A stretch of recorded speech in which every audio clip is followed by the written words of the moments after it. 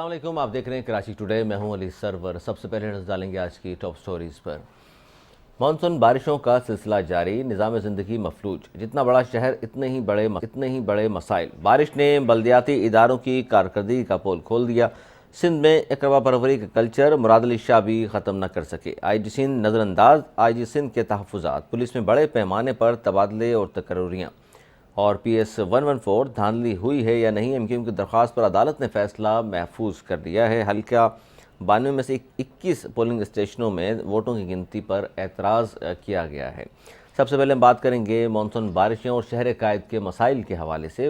बारिशों के फौरी बाद निज़ाम ज़िंदगी मफलूज हो गया। ट्रैफिक जैम की सूरत हाल भी है, जबकि के इलेक्ट्रिक ने कई फीडर ट्रिप कर गए हैं, जिसकी वजह से कई इलाकों में बिजली की फराहमी भी मुअत्तल है। इस पर गुफ्तगू होगी। और नालों की सफाई के नाम पर जो करोड़ों रुपया लिया गया वो खर्च हुए भी हैं या नहीं हुए हैं।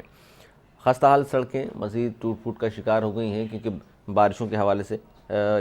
और इसके अलावा बारिश और सीवरेज के पानी से जो बीमारियां फैलने का ख़दशा है और उसके हवाले से क्या अब तक इंतज़ामात हुए हैं, इस पर बात करेंगे। हमारे साथ चेयरमैन बल्दिया कुरंगी सैयद नईर रज़ा मौजूद हैं। अस्सलाम वालेकुम।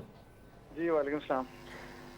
नईर रज़ा साहब, बारिश के बाद इस वक्त जो सूरत हाल है, ख़ास तौर पर अगर डिस्ट्रिक्ट कोरंगी के हवाले से मैं बात करूं, तो बारिश चूँकि जारी है अभी, तो उस वक्त तक क्या इंतज़ामात हैं और क्या इस वक्त, क्योंकि बहुत सारी शिकायत तो ज़ाहिर आना शुरू हो जाती हैं, लेकिन बारिश थमेगी तो मज़ीद काम होगा, तो आपके वर्कर्स सारे इस वक्त मौजूद हैं सड़कों पर काम कर रहे हैं? जी अली, अभी सूरत हाल ये है कि अभी भी बारिश हो रही है और जो पानी है कोरंगी जोन के अंदर, क्योंकि नाले बहुत सारे हैं, लाठी में भी नाले हैं, तो कोरंगी इंडस्ट्रियल एरिया, बिलाल चौरंगी के आसपास के इलाके, यहाँ पे जो है नालों ओवरफ्लो हुए हैं क्योंकि बहुत ज्यादा पानी जो है उनके अंदर आया है नालों में। अब वो थोड़ा सा टाइम लगेगा, 3 से 4 घंटे लगेंगे कि आगे ये पानी थोड़ा सा ट्रेवल करता है, तो फिर ये पीछे से जो पानी आएगा वो थोड़ा कम अच्छा, होना शुरू नालों के होगा। ज़रिए नईर रज़ा साहब ट्रैवल करता है पानी, और जी कहा जी। जाता है कि नालों की सफाई और सुथराई इस सतह तक नहीं हो सकी है कि पानी हम्म। बासानी ट्रैवल करके वो यहाँ से चला जाए। जी जी। नहीं अली, इसमें इस तरह होता है कि देखें, यहाँ पे स्ट्रॉन्ग वाटर ड्रेन नहीं है मौजूद। ठीक है, ये सिवरेज के सारे हैं यहाँ इन नालों में। ये वाटर स्ट्रॉन्ग ड्रेन के नाले तो KMC ने बनाए थे, लेकिन सिवरेज सारा इसमें जाता है। ठीक है, अब ये ऑलरेडी इसके अंदर सिवरेज मौजूद होता है, तो पीछे से अगर बारिश का पानी बहुत ज्यादा आ जाता है तो वो ओवरफ्लो कर जाते हैं। ठीक है, इसमें मुसलसल हमने सफाई भी करवाई है, लेकिन चूंकि बारिश बहुत ज्यादा अभी हुई है और अभी भी बारिश हो रही है, तो 3-4 घंटे तकरीबन लगेंगे इसको थोड़ा नॉर्मल होने के अंदर ना। मुसलसल हमारी मशीनें अभी भी, मैं खुद करंगी के अंदर मौजूद हूँ, अभी 3-4 पॉइंट्स के ऊपर अभी भी चौकिंग पॉइंट्स पर हम अपनी मशीनें हमने लगाई हुई हैं और वहाँ पे हमारा काम अभी भी चल रहा है, ताकि कोई पॉइंट अगर चौक करता है नाले का तो उसको हम क्लियर कराएं और वो फिर पानी जो है वो आगे इजीली चला जाए। तो लेकिन बारिश क्योंकि रुकी नहीं है, बारिश अभी भी हो रही है कोरंगी के अंदर, अच्छा, बहुत इसमें ज्यादा इसमें होती है। नईर रज़ा साहब ये भी है कि गुज़िश्ता बारिश की अगर हम बात करते हैं, आप तो जी ज़ाहिर है जी। आज भी बारिश हो रही है और जारी है, जी जी। उसमें 12 शिकायत आई। आपसे भी प्रोग्राम में मैंने बात की थी कि कुछ डिस्ट्रिक्ट कोरंगी के कुछ इलाके हैं, शाह फैसल और इस तरह के दूसरे इलाके, जहाँ पर कहा गया कि पानी 3 से 4 दिन तक रुका रहा या खड़ा रहा पानी, जी जी। और निकासी आपका देखिए शायद अली, निज़ाम नहीं था। नहीं अली, देखिए बारिश का पानी कहीं पर भी नहीं रुका, सीवरेज का पानी जगह जगह आपको नजर आएगा। और चाहे मेरा डिस्ट्रिक्ट हो या और डिस्ट्रिक्ट हो, पूरे कराची में आपको अगर पानी कहीं खड़ा हुआ नजर आएगा तो वो सीवरेज का पानी होगा। और वो सारी उनकी जो लाइनें हैं सीवरेज की, वो तकरीबन बहुत ज्यादा ब्लॉक हैं इस वक्त भी। और वो लाजिम है, बहुत पुरानी लाइनें डली हुई हैं। अब लोड आबादी ज्यादा हो गई है, बहुत ज्यादा इस्तेमाल है पानी का। ठीक है, ये पुरानी लाइनें डली हुई हैं, 20-25-30 साल पुरानी, तो वो सिस्टम इतना अच्छा नहीं है उसका, तो वो उसकी वजह से प्रॉब्लम है। नहीं, तो तो इसमें सीवरेज का पानी नैयर आपको रज़ा साहब, मिलेगा ये ज्यादा ये से ये जो प्रॉब्लम्स आज हम और आप जिस पर बात कर रहे ज्यादा। हैं, जी जी। ये आज के प्रॉब्लम नहीं, आपने खुद कहा 25-30 साल पुराने प्रॉब्लम्स हैं। तो इससे पहले भी निज़ामत तो रही ना। नेमतुल्ला साहब भी थे, मुस्तफ़ा कमाल साहब आपकी पार्टी से ज़माने में ताल्लुक़ था, मौजूद थे उस ज़माने में भी। इसका मतलब है कि ये मसाइल हल नहीं हुए हैं। अली देखें, बदकिस्मती से हुआ ये कि जो पुराना जो दौर था 2005 से 2010 तक, उस वक्त जो थे वो फ्लाई ओवर पुल पुल बनाने पे तो तवज्जो दी गई, लेकिन सेवरेज के जो मसले थे, सेवरेज की जो लाइनें, मेन ट्रंक लाइनें जो थी, बड़ी बड़ी 60-60 100-100 इंच की लाइनें डाली जाती हैं, उस पर तवज्जो नहीं दी गई। नेमतुल्लाह खान के ज़माने में जो है वो सिर्फ पार्क बनाए गए, मॉडल पार्क के नाम पे उस ज़माने में पार्क बनाए गए। तो वो दोनों दौरों में अगर जो सर है ये तो सर्विस तकसीम के कर ऊपर दिया तवज्जो आपने दी नैयर रज़ा जाती। साहब कि उस ज़माने में पार्क्स पर तवज्जो थी, मुस्तफ़ा कमाल साहब के दौर में सिर्फ ब्रिज बनाए गए। अच्छा, इस वक्त जो नाज़िम शहर है वसीम अख्तर साहब, अब उनकी तवज्जो किस मखसूस काम पर है? अब तो देखिए बदकिस्मती अब बहुत ज्यादा इस तरह है कि वाटर एंड सर्विस बोर्ड जो है वो मेयर साहब के अंडर में नहीं है। उस जमाने में तो वाटर सर्विस मेयर नाजिम के पास था। अब तो ये हमारे पास ही नहीं है, पूरा का पूरा डिपार्टमेंट हुकूमत सिंध खुद जो है वो इसको डील करती है। जो वजीर बल्दियात जान शोरू साहब है वो इसके चेयरमैन है, ठीक है। तो वो तो अब हमारे पास तो इख्तियार ही नहीं है कि हम इनको कुछ कह सकें। लेकिन अब हम यही मुतालबा कर रहे हैं, सुप्रीम कोर्ट भी हम गए हुए हैं कि ये जो डिपार्टमेंट है, वाटर एंड सर्विस बोर्ड है, केडीए है, केबीसीए है, एसडीसी जो हो गया है अब, और ये मास्टर प्लान है, ये दें मेयर के अंडर में, ताकि फिर कोई प्लानिंग की जा सके। वाटर बोर्ड आएगा तो हम बड़े प्लान बना सकें, लाइनें शुरू अच्छा, कर सकें। कौन से इलाके नैयर रज़ा साहब जहाँ ज़्यादा मेहनत की आप लोगों को ज़रूरत है, आप समझते हैं कि वहाँ काम गुज़िश्ता दौर में बिल्कुल नहीं हुआ और आपको परेशानी होती है जब बारिशें हो जाएँ तो पानी रुका रहता है वहाँ? देखें, तकरीबन जो है लांडी, कोरंगी, मलीर जो है बहुत ज्यादा डिस्टर्ब है। यहाँ सीवरेज लाइनें जो हैं बहुत ज्यादा खराब हैं। अच्छा, लांडी और करंगी में प्रॉब्लम ये है कि जो वाटर जो रेन बारिश का पानी है वो नालों में सीवरेज से ही जा रहा है। तो सीवरेज सिस्टम को अलग करने की जरूरत है। नालों से नाले बनाए गए थे बारिश के पानी के लिए, तो सीवरेज सिस्टम को फौरी तौर पर अलग किया जाए। कोरंगी और लांडी के तो मसला इंशाल्लाह फ्यूचर में नहीं आएगा। मलीर का तो डिस्पोजल ही नहीं है। मलीर के सीवरेज का अलमिया ये है कि पानी सीवरेज का कहाँ जाता है ये नहीं पता किसी को। पूरे मलीर का पानी 15 इंच और 24 इंच से आगे जा रहा होता है। तो उसके लिए हमने एमडी वाटर बोर्ड से रिक्वेस्ट की है कि कोई हमें दें, कोई बजट दें, कोई। तो उन्होंने वादा किया कि अच्छा, नालों की सफाई के बना के नाम पर लेके जो जाएंगे। बजट मिलता है सर, उसके बारे में बड़ी बातें सामने आ रही थी। आपसे मैंने पूछा था गुज़िश्ता प्रोग्राम में कि 40-42 करोड़ का बजट था, वो सफाई पे वाकई खर्च हुआ भी है या नहीं हुआ? देखिए, वाटर नालों की सफाई पे कोई हुकूमत सिंध इजाफी बजट नहीं देती, किसी भी डिस्ट्रिक्ट को नहीं देती। ये तो जो हमें महीने पे इनके पैसे हुकूमत शहर आता है वो वही नॉर्मली आता है, चाहे अच्छा, मौसम अलग हो से नालों की नॉर्मल हो। सफाई के लिए कोई बजट मख्तस नहीं नहीं, किया या न मिला आज कोई तक बजट आपको? हमें नहीं मिलता, कोई बजट नहीं मिलता। हम दूसरे कामों को रोक कर जो है, ये मानसून जब आता है तो उसमें वो पैसे खर्च करते हैं, नालों की सफाई के लिए हम करते हैं। हुकूमत सिंध की तरफ से हमें कोई बजट, इसका इजाफी बजट नहीं दिया जाता। अच्छा, मेयर कराची ने 100 दिन का जो प्लान दिया था सफाई का, अगर आपकी नज़र में अगर वो कामयाब था, क्योंकि शहर कायद में तो उसके बावजूद भी कचरा रहा और लोगों में बड़े एतराज़ात भी सामने आए, बड़ी शिकायतें भी सामने आई, तो प्लान 2 क्यों नज़र नहीं आता हमें अगर वो कामयाब था तो? अली देखिए, 100 डेज जो प्लान बनाया गया था उसके अंदर हमारी, जब 100 डेज की अनाउंसमेंट हुई थी उसके दूसरे दिन कमिश्नर कराची के साथ हमारी मीटिंग हुई थी। तो इसमें मेयर कराची भी मौजूद थे, तमाम डिस्ट्रिक्ट चेयरमैन भी मौजूद थे, और उसके अंदर हमने तमाम प्रपोजल उनको दिए कि जी ये सौर ऊर्जा मुहिम हम शुरू कर रहे हैं, हमें इतनी मशीनरी चाहिए हुकूमत सिंध की तरफ से, हमें ये डेवलपमेंट करानी है, इसमें इतनी मदद दरकार है, इतना हमें पैसा चाहिए। लेकिन वो सौर ऊर्जा मुहिम खत्म भी हो गई, हुकूमत सिंध ने कोई हमें उस पर रिस्पॉन्ड नहीं किया। कमिश्नर की तरफ से हमें कोई वहाँ से जो है वो पॉजिटिव हमें रिस्पॉन्स नहीं मिला, ठीक है। तो वो तो उसका तो गवर्नमेंट ऑफ सिंध जो थी उससे हमें कोई इस तरह का रिस्पॉन्ड मिला ही नहीं था। जो हमारे पास मसाइल थे, जो अख्तियार थे, उसको हमने जो है वो इस्तेमाल किया। जो कुछ हमने गलियां सही की, जो बैकलॉग कचरे के थे वो हमने बनाए, वो सारे उठाए हमने। लेकिन इशू ये होता है कि कंटिन्यू काम करने की जरूरत होती है, मुस्तकिल पैमाने पे काम नहीं, किया जाए, इसमें उसके लिए फिर एक बात वसाइल बताइए, चाहिए। आपको आपको मैंडेट मिला है यहाँ से शहर का, और जाहिर है पीपल्स पार्टी की हुकूमत है, उन्हें भी लोगों ने वोट दिया, इसलिए हुकूमत है, उनके नुमाइंदे हैं, अददी बरतरी आपको असम्बली में भी हासिल है उन्हें। तो ये बता दीजिए कि कोऑर्डिनेशन की कमी क्यों बार बार एक की शिकायत नज़र आती है? इख्तियार वसाइल के अलावा कोऑर्डिनेशन की कमी भी है, क्योंकि गुज़िश्ता बारिशें जो हुई थी उसमें वज़ीर आला ने फ़ोन भी किया था, लेकिन उसके बावजूद भी आपकी जानिब से यही कहा गया कि सिर्फ फ़ोन तक बात महदूद रही, सिंध हुकूमत ने कोई मदद नहीं की। आज की अगर मैं बात करूँ आपसे, तो आज भी सिंध हुकूमत आपके साथ मिलकर आप लोग काम कर रहे हैं बहाली के लिए? देखिए, हम तैयार हैं, मिलके काम करेंगे, ज्यादा बेहतर काम होगा। हम तो शुरू से जब से आए हम कह रहे हैं कि भाई हमें मशीनरी दें आप, कचरा उठाने के लिए भी देखिए अरबों रुपए चाहिए मशीनरी के लिए। डिस्ट्रिक्ट के पास अरबों रुपए नहीं है, ना केएमसी के पास है।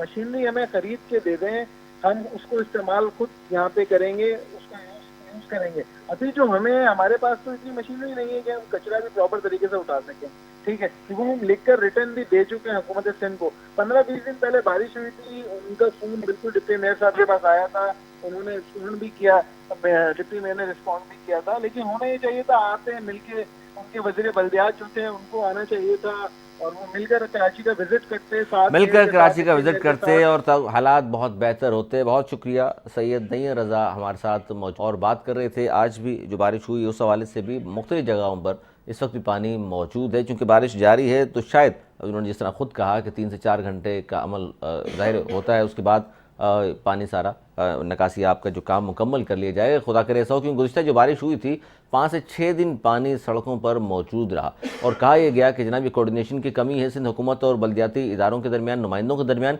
जिसकी वजह से सेवरेज का पानी था इल्ज़ाम। अब वो सेवरेज का पानी उसे कहते रहे, वो बारिश का पानी था, ये आपस में जो कोऑर्डिनेशन कमी है जिसकी वजह से लोगों के मसाइल जूं के तू हैं आज तक। हमें यहाँ लेना है छोटा सा ब्रेक, उसके बाद हम बात करेंगे सिंध में अकरबा परवरी का कल्चर मुराद अली शाह भी ख़त्म क्यों नहीं कर सके, इस पर बात करेंगे। लेकिन इस ब्रेक के बाद कहीं मत जाइएगा, हमारे साथ रहिए।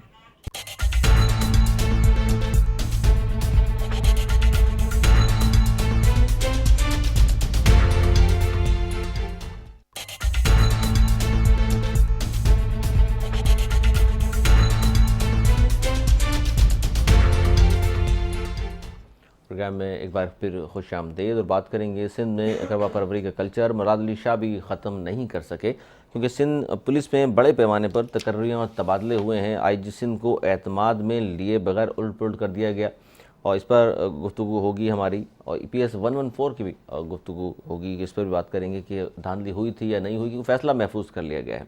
हमारे साथ स्टूडियो में मौजूद हैं पाकिस्तान पीपल्स पार्टी के सीनियर रहनुमा इकबाल सांद जी। अस्सलाम वालेकुम जनाब। वालेकुम सलाम। अच्छा, बात का आगाज़ हम यहीं से करते हैं कि सिंध में अकरबा परवरी का कल्चर, ये इतने बड़े पैमाने पर जो पुलिस में अखाड़ पिछाड़ हुई है, ये वजूहात क्या हैं? क्योंकि IG सिंध को भी एतमाद में नहीं लिया गया। देखिए, मैं समझता हूँ कि ये रूटीन के ट्रांसफर पोस्टिंग है और ये होते रहते सर, हैं। रूटीन के सारे जो अफसरान हैं वो सीनियर, एक हफ्ते के अंदर 24-25 बड़े अफसरान को इधर से उधर कर दिया आपने। देखिए, ये मैं समझता हूँ कि इदारों में ये सिलसिला चलता रहता है, ये कोई फर्स्ट टाइम नहीं हुआ और एक लंबे अरसे के बाद इदारों में IG को बताए बगैर होता है सब कुछ। देखिए, IG साहब का मौक़िफ़ मुझे नहीं पता कि IG के लिखा है उन्होंने कहा जी मुझे पता ही नहीं है, मुझसे पूछ तो मैंने नहीं सुना। अगर मैंने सुना होता ज़रूर जवाब देता। सर, अब मैंने आज तो पहुँचा दिया, तो आपकी क्या राय है? आपको पूछना चाहिए था। देखिए, बिल्कुल IG को एतमाद में लेना चाहिए, क्यों नहीं लेना चाहिए, एडिशनल IG को भी एतमाद में लेना चाहिए। कराची के जो ट्रांसफ़र पोस्टिंग है, यकीनन उसमें एडिशनल IG का भी बड़ा किरदार होता है, वज़ीर दाखिला का भी बड़ा किरदार होता है, बड़ा अहम होता है, और IG सिंध का भी किरदार होता है। सबको मिल के इस पर अमल दरामद कर रहे हैं। सर, बिल्कुल कहा जाता है कि मुराद अली शाह साहब से भी नहीं पूछा गया, वज़ीर दाखिला साहब ने। कराची में जो पुलिस सरबराह के अलावा 5 एडिशनल IGs और 4 DIG साहिबान के तबादले कर दिए गए। अच्छा, लेकिन इसमें अहम बात यह है इकबाल साहब, आपसे भी जानना चाहूँगा, ये तैनाती तो चलें जी, इसकी माजी में नज़ीर नहीं मिलती, इतनी बड़ी तादाद में इतनी जल्दी तबादले किए गए हों। इसमें तैनाती का जो पैमाना आप लोगों ने रखा है, जो सामने आया, वो उसमें काबिलियत के बजाय, मेरिट के बजाय नज़र आता है कि जी वफादारी शर्त रख दी गई थी। नहीं, आप मुझे बता दें, जो लोग तैनात हुए हैं ये किस तरह से किसी के वफादार हैं? ये एक पुलिस के आला अफसरान हैं और तमाम जो लोग हैं वो मेरिट की बुनियाद पर किए गए, सब अपने रैंक के हिसाब से उनको पोस्टिंग, अपने मनपसंद अफराद तैनात नहीं करती। नहीं, मुझे कोई एक नाम बता दें कि मनपसंद अफराद कहीं पोस्टिंग हुई। मुसलसल कोशिशें हो रही थी किस तरह AD ख्वाजा को यहाँ से भेज दिया जाए, उनके इख्तियारात महदूद करते करते सिर्फ ऑफिस तक तो महदूद कर दिया आपने। नहीं जनाब अली, आपको अगर याद होगा कि वो जो कोर्ट में उनका मामला चल रहा है, मैं समझता हूँ कि वो कोर्ट में मामला है, उस पर IG की नहीं, मैं इसलिए बात करना चाह रहा हूँ कि एपेक्स कमेटी का जो इजलास हुआ, जिसकी सदारत आर्मी चीफ साहब ने की थी, और उसमें पैगाम दिया गया था कि पुलिस सरबराह को ताकतवर बनाया जाएगा, कमजोर नहीं किया जाएगा। और तो इस तरह के बगैर एतमाद में लिए अगर तकर्रियों तबादले होते हैं तो मजबूत तो नहीं बना रहे आप। देखिए अली, एपेक्स कमेटी के इजलास में इस बात की भी तारीफ की गई कि सिंध में पुलिस बड़ा अहम रोल अदा कर रही है, सिंध पुलिस बड़ा अहम काम कर रही है, और उन्होंने उसको अप्रिशिएट भी किया। ये बात भी तो आप करें ना, तो यही वो सिंध पुलिस है जो शहर में और सूबे में काम कर रही है। और इसी के तुफैल अगर सिंध पुलिस के IG को भी देना, आपके बड़ा अच्छा काम किया उन्होंने। नहीं, हम IG के खुदा न खास्ता IG की तो कोई बुराई नहीं करे, IG अच्छा अफसर हैं और बड़े कमिटेड अफसर हैं। सर बार बार फिर उनकी जगह दूसरा आईजी तैनात करना चाहते हैं। आपने ये भी कहा देखिए, कि इतने ही अच्छे हैं, इतने ही काबिल हैं तो पंजाब वाले रख लें उन्हें। आप ये क्यों भूल जाते हैं, लेकिन इनको लगाया भी इसी हुकूमत ने था। तो सर उसके बाद नचाकिया आप भी ये भी दोगे तो ना। ये क्यों भूल जाते हैं, आईजी से जो वो एकदम से तो आईजी नहीं बने, वो एक जाहिर है पूरी सिंध उनको जानती है, पूरी सिंध पुलिस उनको जानती है, तमाम सियासी जमातें उनको जानती हैं, एक अच्छे ऑनेस्ट अफसर हैं, और वो उनको से सिंध हुकूमत ने ही रिकमेंड किया था ना वफाक को लगाने के लिए। और अगर कोई वजूहत होगी आपके ये रिमार्क्स आज के महफूज रखेंगे हम, क्योंकि आपने कहा बड़े ऑनेस्ट अफसर हैं, बहुत अच्छे अफसर हैं, बिल्कुल इसमें कोई शक नहीं है। उसके बावजूद भी उनके बारे में आपकी आला क़यादत कुछ और कहती रही है। मेरे पास इस वक्त वीडियो नहीं, मैं दिखाता आपको। अच्छा, ये इतने बड़े पैमाने पर तकर्रियां तबादले जल्द से जल्द जो किए गए हैं, इससे आप समझते हैं इनकी तैनाती से फ़ायदा होगा या नुकसान होगा? मैं समझता हूं कि पुलिस अफसरान अगर कहीं ज़्यादा देखें, ये डिपार्टमेंट के लोग जानते हैं, वज़ीर दाखिला ज़्यादा बेहतर समझते हैं, आईजी और एडिशनल आईजी साहब समझते हैं कि किस वक्त किस अफसर का तबादला करना चाहिए, कहाँ किस अफसर की ज़रूरत है। हो सकता है जिन अफसरान का तबादला किया गया उनकी ज़रूरत कहीं और ज़्यादा हो, ये भी तो पॉसिबल है। ये भी पॉजिटिव वे में भी तो देखें ना आप उसको, बिल्कुल आप नेगेटिव तो ना लें। हम टेक्निकल बात ये है कि जल्दी जल्दी आप तबादले कर रहे होते हैं कि अफसर कहीं भी नई जगह जाता है तो हालात को समझता है, फिर वहाँ हिकमत अमली तैयार करता है, उस पर अमल करने का वक्त आता है तो तबादला कर दिया जाता है, फिर उसी जगह नया अफसर तैनात कर दिया जाता है। कि देखें इतने लंबे अरसे के बाद तबादले और तकर्रियां हुई हैं। ये आप पीपल्स पार्टी का ये टर्नओवर आप पूरा देख लें, इतने इस तरह तकर्रियां और तबादले नहीं हुए। अगर हुए तो जरूर इसके पीछे कोई वजह होगी, हुकूमत बेहतर अंदाज में जानती है, वज़ीर दाखिला बेहतर समझते हैं, उनको पता है लॉ एंड ऑर्डर की सिचुएशन की जिम्मेदारी उनके ऊपर है। सर आपकी बात मान लेता हूँ, लेकिन इसके बावजूद भी शहर कायद में अमन अमान के बारहा जो बड़े बड़े दावे किए जाते हैं, उसमें वक्फे से दहशतगर्दी और टारगेट किलिंग का सिलसिला एक बार फिर शुरू हो गया है। ये तबादले और तकर्रियों के फौरी बाद सर ये हुआ है। देखिए, अगर हम इसको इस सिनेरियो में देखें तो मैं समझता हूँ कि ये सिलसिला कभी ना कभी हर 10-15 दिन के बाद एक आध दफ़ा ज़रूर सर उठाता है। कुछ ये तबादले और तकर्रियों से पहले अगर आपको पता हो कि 4 पुलिस एहलकार शहीद कर दिए गए थे, ये आपके इल्म में होगा, और बहुत सारे वाक़यात ऐसे हुए हैं। और इन तबादलों और तकर्रियों के अलावा भी कराची में वाक़यात होते, ऐसा नहीं है। आप उसको इस सिनेरियो में ना देखें, उससे बिल्कुल ना जोड़ें। कतई तौर पर शहर के हालात जो हैं वो ख़राब नहीं है, अल्हम्दुलिल्लाह।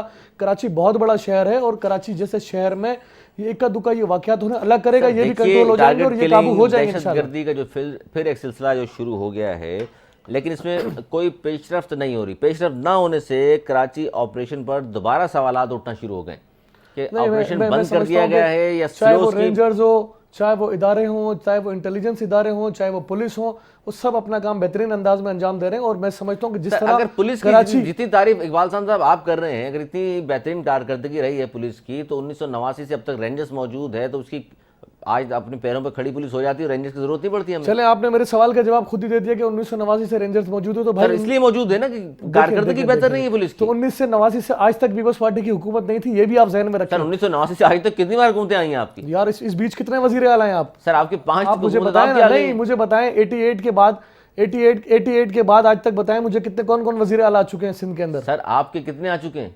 सर हमारे आ चुके हैं, इससे इनकार नहीं है, लेकिन आप उसको क्यों भूल जाते हैं? नहीं, दूसरे भी हैं, लेकिन मुसलसल 9 साल तो आपकी हुकूमत का है। देखें अली, देखें जिस वक्त ये सूरत हाल अब जो है एकदम से चेंज हुई है कराची शहर की, जब से 2 साल से ये ऑपरेशन जारी है, कराची में दिन ब दिन कराची की बेहतरी में इजाफा हो रहा है, कराची की रौनकों में इजाफा हो रहा है। कराची की सड़कों पे आपको रात को 2-3 बजे भी अब लोग नजर आते हैं, जो सन्नाटे रात को 11-12 बजे हो वजह तो ये तस्लीम करेंगे आप भी कि कराची ऑपरेशन, इसकी वजह रेंजर्स की कारकर्दगी है, इसकी वजह रेंजर्स, पुलिस और तमाम इंटेलिजेंस इदारों की हुकूमत सिंध। सर इसकी वजह फिर यही है कि नवाज शरीफ साहब जब भी आते हैं कराची में ऑपरेशन होता है। देखें, ये तो मियां साहब बता सकते हैं कि उनके आने से होता है या उनके अलावा होता है। आपके सामने उनकी हुकूमतें देख लें। देखिए, ऑपरेशन पहले भी जारी रहे, ऑपरेशन मुख्तलिफ अदवार में जारी रहे। जनरल मुशर्रफ के टाइम में जारी नहीं था, जब वो मुख्य बना के कहते थे जनाब कराची में बहुत बेहतर नहीं थी, अमन-ओ-अमान नहीं था उस वक्त। नहीं, बिल्कुल नहीं था। रोजाना 2002 से 2007 की आप निकाल लीजिए कितनी टारगेट किलिंग है। जमातों के कारकुनान इतने बेदर्दी से कत्ल किए जाते थे। 12 मई का वाकया मुशर्रफ के जमाने में हुआ। वजीर दाखिला इंक्वायरी करा लें, आपको इंक्वायरी करा लें, कौन जिम्मेदार है? सर सारी दुनिया को पता है, आपको नहीं पता कौन जिम्मेदार है? सर आपकी हुकूमत है, अगर आपको पता है तो पकड़े उनको। मुझे बताया ना, ट्रायल में कितने सारे केसेस, ट्रायल में कितने लोग गिरफ्तार हुए, कितने टारगेट किलर कर रहे हैं, जब आपको पता है तमाम शवाहिद आपके पास मौजूद हैं, सर अमल क्यों नहीं करते? पकड़े गए, रुकावट क्या है? सुने, कितनी सियासी जमात के लोगों ने इस बात का एतराफ किया कि हम 12 मई की कार्रवाई में इन्वॉल्व थे। 18 अक्टूबर भी कराची में हुआ। 18 अक्टूबर भी कराची में हुआ ना। तो सर आपकी हुकूमत 2 आ गई हैं, पकड़े ना। 12 मई वालों को पकड़ लें, 18 अक्टूबर वालों को भी पकड़ लें। मुशर्रफ था और कराची में कौन था? सर मुशर्रफ था तो उनको जिम्मेदार कराची में इक़्तिदार किसके पास था? सर आप तो आपकी हुकूमत है, ओ मेरे भाई 9 साल है। ओ मेरे भाई मेरी बात सुने, जब 18 अक्टूबर आपके अंडर में नहीं है, हम लाशें उठा रहे थे, 200 से ज्यादा कारकुनान हमारे शहीद हुए, 500 से ज्यादा जख्मी हुए।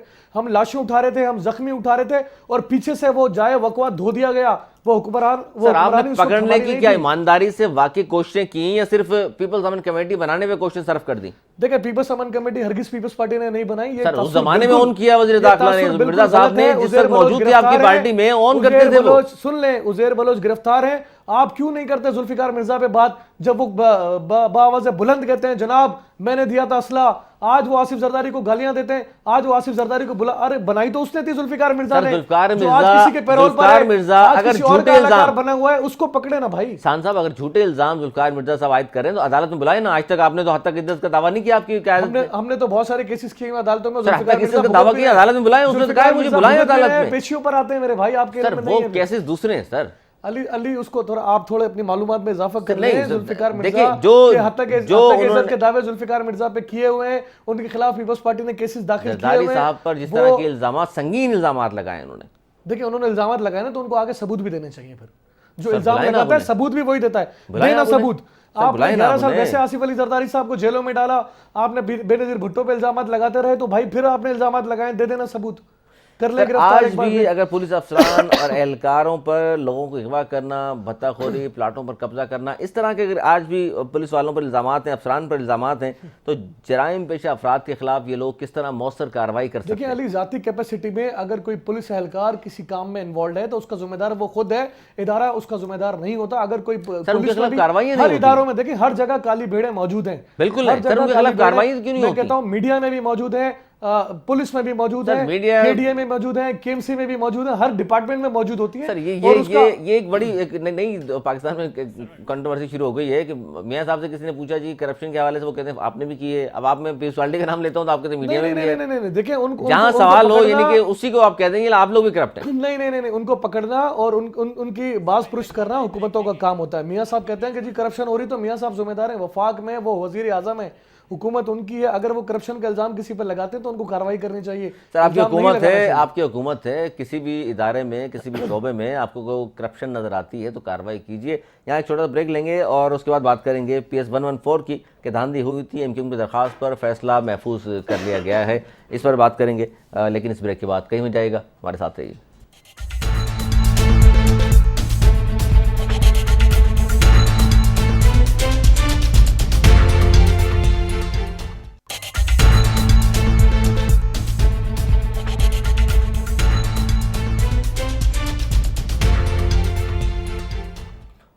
Welcome back. प्रोग्राम में एक बार फिर खुश आमदेद। PS 114 धांधली हुई या नहीं, इस पर भी बात कर रहे हैं हम। और बात यह भी है कि MQM ने दरख्वास्त जो दायर की थी उस पर फैसला महफूज कर लिया गया है। अब फैसला क्या आएगा सुनी जाती है MQM की, क्योंकि उन्होंने संगीन इल्ज़ाम लगाया कि जनाब बैलेट बॉक्स भी वहाँ से मिला हमें और हमारे कारकुनान को हरासा भी किया गया। लेकिन पीपल्स पार्टी की जानिब से भी यही कहा गया कि रेंजर्स ने जानिबदारी का मुजाहरा किया और आई विटनेस भी कहा जा रहा है। डिस्ट्रिक्ट ईस्ट के सदर हमारे साथ मौजूद हैं, पीपल्स पार्टी इकबाल खान, उनसे गुफ्तगू जारी है।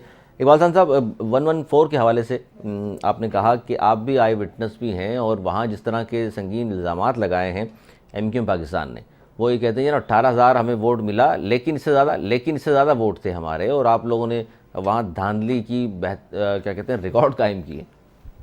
बहुत शुक्रिया, आपने PS 114 का जिक्र किया। काफ़ी दिनों के बाद इलेक्शन को गुजरे, आज काफ़ी दिन हो चुके।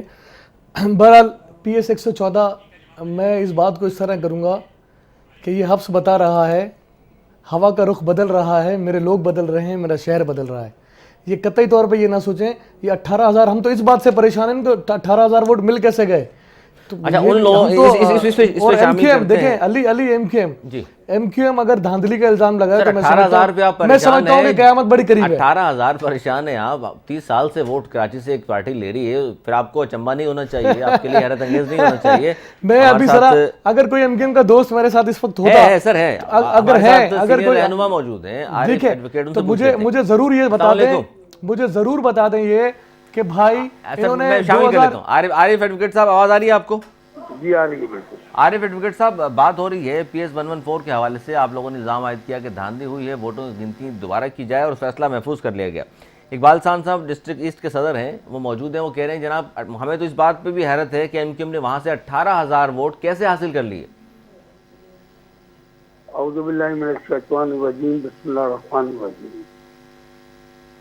देखिए 18,000 वोट की इस इलेक्शन में 114 पर जो खुसूसियत है वो ये है कि मुख्तलिफ जबान के लोगों ने, उसमें पंजाबी भाई, सिंधी भाई, बलोची भाई, मुहाजिर भाई, सारे लोग शामिल थे जिन्होंने MQM पाकिस्तान को वोट दिए। मैं समझता हूँ, मैंने इससे पहले भी आपके प्रोग्राम में कहा था कि एक वोट भी जाली नहीं पड़ा। इसकी खुसूसियत यह है, फिर इलेक्शन कमीशन में क्यों गए भाई शिकायत लेके? मैं पहले बात कर रहा हूँ, मैं बात करूँ फिर आप कर लीजिएगा। जी जी जी, तो जरूर तरीके का है। जरूर जरूर जरूर जरूर जरूर। हाँ, तो देखिए जहाँ तक सिलसिला है कि यहाँ पे 18,000 वोट को मिले, भाई 18,000 वोट से तो ये मालूम हो गया कि मुत्तहिदा कौमी मूवमेंट पाकिस्तान जो है वही पीपल पार्टी के सामने खड़ी हो सकती है। दूसरी पार्टियों में अगर इतना वो होता, उनका एवरेज इतना होता, तो ये कहा जाता कि साहब पीपल पार्टी जो थी उसमें, मैं फिर बता रहा हूँ, हम जो जुडिशल में गए और वहाँ पे जो दलाइल हुए हैं, अब कोर्ट का फैसला है।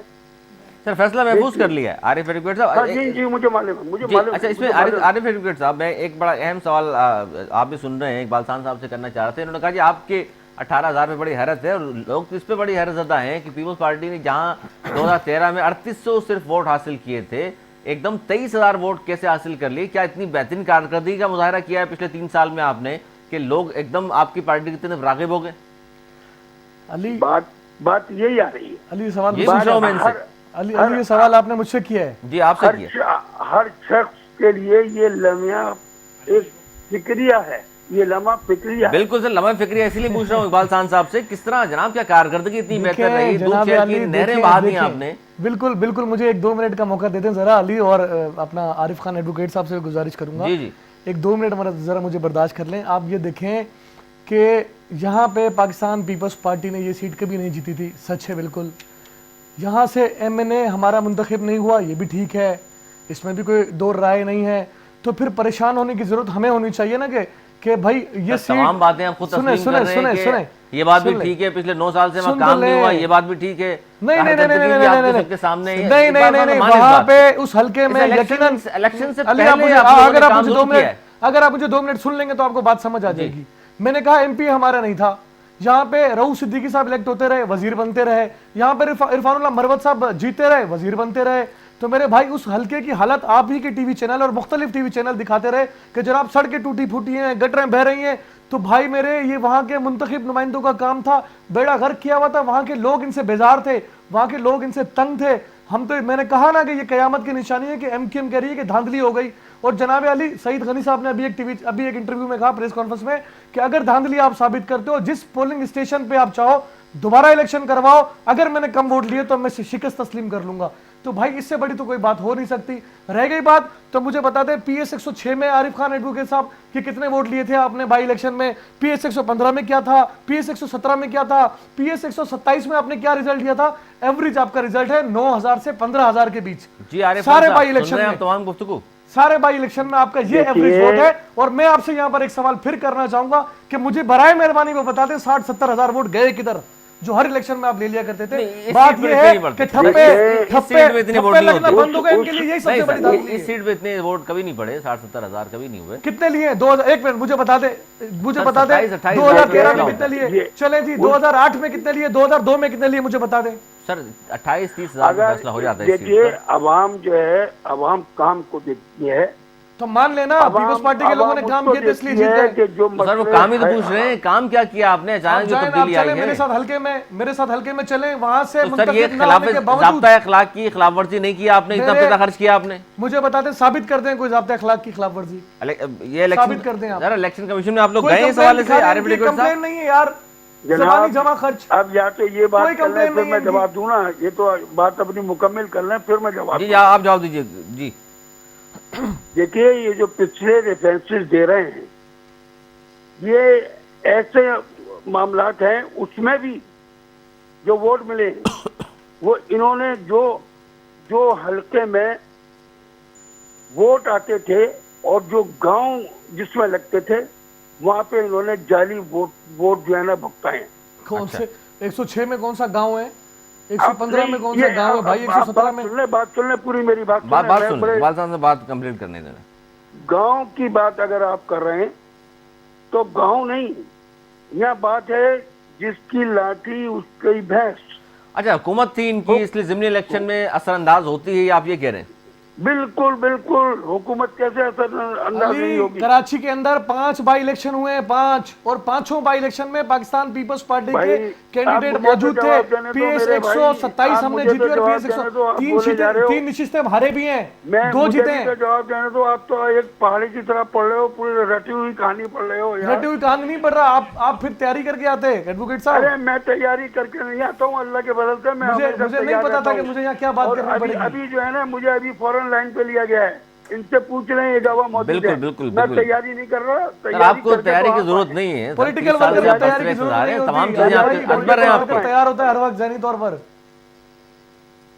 अब मैं ये कहना चाहता हूँ कि जहाँ तक आप जो कह रहे हैं, ये सारी एक तोता कहानी सुना रहे हैं आवाम के सामने, फला को ये हुआ, आप अपने आप को ये क्यों नहीं भूल जाते कि आप जो हैं वो पुरानी बातों को देखते हुए आप उससे भी नहीं राह फरार इख्तियार कर सकते।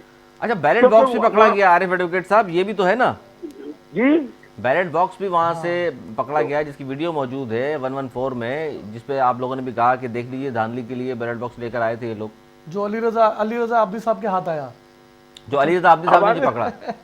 सरवर साहब आपकी आवाज नहीं आई, जरा प्लीज रिपीट करेंगे, आप क्या कह रहे हैं? अली रजा आब्दी साहब ने बैलेट बॉक्स भी वहां पकड़ा जो वहां वोटों से भरा हुआ था। तो मैं अब उसी बात पे आ रहा हूँ। वोटों से भरा हुआ नहीं था, खाली था। देखिए ये खाली कर दिया होगा बाद में, भरा हुआ था। वो इस बार इस इलेक्शन में वो इस तरह के बॉक्स यूज भी नहीं स्टोरी में ये उलझा रहे हैं मामले को, ये पिछली स्टोरी जो बयान कर रहे हैं ना, ये मामले को उलझा रहे हैं। अच्छा, आज आइए हकीकत है, आपके बैलेट बॉक्स पकड़े गए, आपके जाली वोट भुगताए गए, उसका रिकॉर्ड मौजूद है। एक घर से बैलेट बॉक्स पकड़े गए। आरिफ भाई बहुत माजरत के साथ आपके तरफ से MQM पाकिस्तान की तरफ से एक सिंगल कंप्लेन भी इलेक्शन कमीशन को दाखिल नहीं करवाई गई इलेक्शन वाले दिन की, बल्कि हमारी तरफ से कंप्लेन दर्ज हैं। अरे भाई, हमने बात सुनिए, कंप्लेन की बात कर रहे हैं ना, आप ये ना समझें कि कोई कंप्लेन नहीं हुई है तो मसला बिल्कुल हल हो गया। हम चले सुबह फैसला महफूज हो चुका है, सुबह पता लग जाएगा। आपने जो वोट दिए हैं, मैंने कहा कि जिस पोलिंग स्टेशन पर, अच्छा, दोनों पार्टी हमारे कैंडिडेट ने इस बात का ऐलान किया है कि दोनों पार्टी से जिस पोलिंग स्टेशन पर पीपल्स पार्टी जीती है, आखिरी कमेंट दोबारा इलेक्शन करवा लें, हम अपनी शिकस्त को तस्लीम कर लेंगे। देखिए, बैलेट बॉक्स इनके मिले, इनके बैलेट बॉक्स मिले, इन्होंने जाली वोट भुगताए। चनेसर गोल्ड से अब रिजल्ट आ रहा था 12,000 13,000 का MQM पाकिस्तान का, और ये 9-10 हजार वोट ले रहे थे। हमें मालूम था कि ये जो गेम हुआ है, चनेसर थोड़ा सा स्टडी कर लें आरिफ भाई, थोड़ा सा स्टडी कर लें। ये अपनी यानी बात जब इनकी हो रही है तो परेशान हो रहे हैं। चनेसर गोट में लोकल बॉडीज के इलेक्शन में हमारे चेयरमैन ने 8,000 से ज्यादा वोट लिए हैं, और MPA के इलेक्शन में हमें वोट कम पड़े, 1,000 वोट कम हो गए हमारे, क्योंकि आपने सारी ताकत, आपने सारी एनर्जी काबिल कबूल होगा या नहीं होगा। आप ये जाते जाते दोनों से सर आखिरी 30 सेकंड मेरे पास मौजूद है, आखिरी कमेंट चाहूंगा आप दोनों से कि जो भी फैसला आएगा दोनों पार्टियां कबूल करेंगी। देखिए, बात सुनिए, जहाँ तक जो कानूनी तरीका है, हम जमहूरी पार्टी हैं, हम कानूनी मामला से जो भी होते हैं उस पर अमरना से यकीन रखते हैं और समझ में जाएंगे। जी साहब, आरिफ भाई 2018 की तैयारी करें, मुश्किलात में इजाफा हो रहा है, ऐसा ना हो कि 18,000 दोनों पार्टियां तस्लीम करेंगी। बहुत शुक्रिया आरिफ खान एडवोकेट आपका, इकबाल सांद डिस्ट्रिक्ट ईस्ट के सदर पाकिस्तान विजुअल ताल्लुक। आप नाज़रीन, आपका बहुत शुक्रिया। ये था हमारा आज का प्रोग्राम। कोशिश की हमने 114 के हवाले से भी गुफ्तगू शामिल करें। सिंध में अकबा परवरी का कल्चर मुराद अली शाह भी ख़त्म नहीं कर सके, इस पर भी बात की। इस प्रोग्राम में मज़ीद तफसील से भी गुफ्तगू होगी। अगले प्रोग्राम तक के लिए अली सरवर मेरी टीम को दीजिए इजाज़त। मौलाना निगहबान।